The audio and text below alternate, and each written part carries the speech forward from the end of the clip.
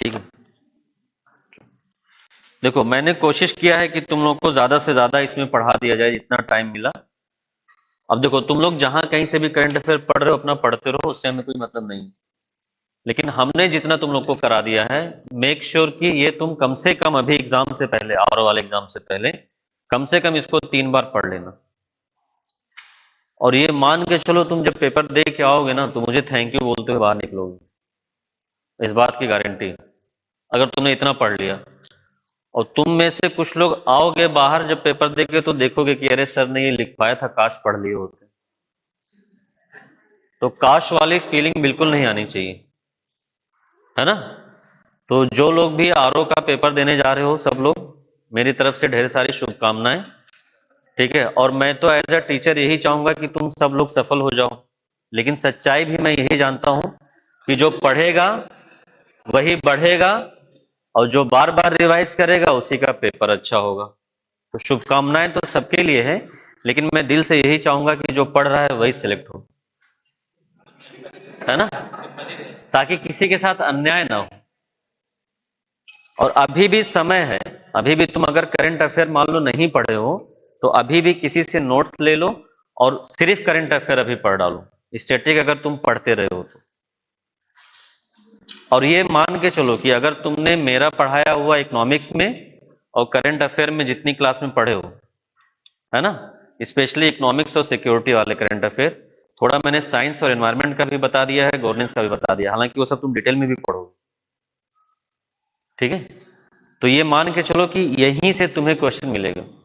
अगर तुम्हें नहीं आता है तो समझ लो कि किसी को नहीं आता है, सिंपल, नहीं तो तुम एग्जाम में ही परेशान होने लगोगे। ठीक, तो सब लोग जाओ, बेहतरीन तैयारी करो, ठीक है। और अपने साथ किसी को लेके जाना पेपर दिलाने के लिए, या अकेले रानी लक्ष्मीबाई और महाराणा प्रताप मत बनना कि नहीं हम तो अकेले जाते हैं पेपर देने, ठीक है। ताकि तुम जब पेपर देने जा रहे हो तो वो तुम्हारा जाके सीटिंग अरेंजमेंट देख ले, तुम्हारी जरूरत के सामान है कि नहीं वो सब देख ले, हालांकि तुम खुद से भी देख के जाना ये सब, ठीक है। ब्लैक पेन रख लेना ध्यान से, एडमिट कार्ड भी रख लेना, और एडमिट कार्ड के साथ अपने आईडी की फोटो भी रख लेना, ठीक। और अभी ठंडी थोड़ा है तो मेक श्योर कि पानी खुद से ही लेके जाओ, हालांकि वो लोग पानी वहां अरेंज करते हैं। और दोपहर में जब तुम्हारा ब्रेक होगा तो उसमें गप्पे नहीं लड़ाना है ना। पेपर 2 जो हिंदी है ज्यादा से ज्यादा रिवाइज कर लो।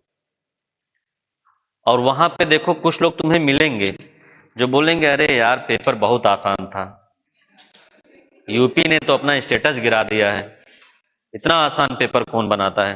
तो तुम समझ जाना कि इसका सिलेक्शन नहीं होना है, चाहे किसी का हो जाए, ठीक है।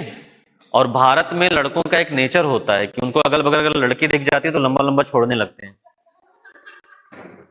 उन गधों को ये लगता है कि इससे जो है, सिर्फ इसी चीज से, ये लड़की मैं बोल दूंगा पेपर बहुत आसान है तो हमसे इंप्रेस हो जाएगी, है ना। अगर ऐसे इंप्रेस होना होता तो माइक्रोसॉफ्ट वाले को उसकी वाइफ छोड़ के जाती, ऐसे सोच सकते हो ना।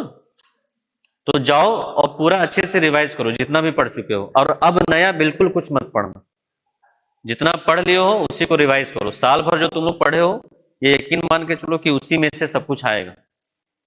बाहर का कुछ आ रहा है तो ये मानो कि किसी को नहीं आ रहा है। और गैप में बिल्कुल किसी से बात मत करना, पेपर के बारे में, पेपर 1 के बारे में बिल्कुल डिस्कशन नहीं होना चाहिए, कैसा हुआ क्या हुआ। कुछ लोग आंसर चेक करने लगते हैं नेट से निकाल के, ये सब बिल्कुल मत करना तुम, ये बात मान लो मेरी। चुपचाप हिंदी पढ़ना, जब 3:30 बजे फ्री होना तब जो मन में आए वो करना, लेकिन उस बीच में जो 11:30 से 2:30 बजे वाला जो गैप है ना, उस बीच में कुछ बिल्कुल नहीं। करंट अफेयर लोग चेक करने लगते हैं, अरे यार इसका ये वाला करंट अफेयर सही है कि नहीं, ये सब बिल्कुल नहीं करना है। होगा क्या, मान लो तुम्हारा गलत हो भी गया तो तुम सही थोड़ी कर लोगे, जो गलत होना था वो गलत हो गया, उसको तुम्हारे सोचने से सही थोड़ी होगा, ऊपर से मूड और खराब करोगे अपना, पता चला जो हिंदी अच्छा होना था वो भी खराब हो गया। और क्या पता तुम हिंदी रिवाइज कर रहे हो उसी से तुम्हारा हिंदी में 60 क्वेश्चन सही हो जाए, तो मान लो जो 2 उधर गलत हुआ इधर से बैलेंस हो जाएगा, है ना। और तुम क्या करोगे, बैठ के आंसर मिलाओगे, करंट अफेयर चेक करोगे, तो पता चला हिंदी में 5 गलत हो गए, तो उधर से तो 5 गलत हुए थे, 5 इधर गलत हो गए, तुम गए। कभी कभी हिंदी वाला पेपर भी प्रीलिम्स निकलवा देता है, मतलब हिंदी वाला ही निकलवाता है, लेकिन हिंदी वाला भी निकलवाता है। मान लो जीएस थोड़ा सा गड़बड़ हो गया तो हिंदी सही कर लेता है।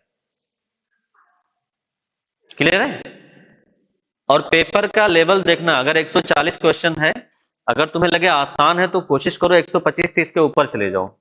तुम्हें टफ लगेगा तो 120 से 25 या 115 से 25 के बीच में रहना। अब इसका मतलब ये नहीं कि सर ने बोला है तो यही लाइन है,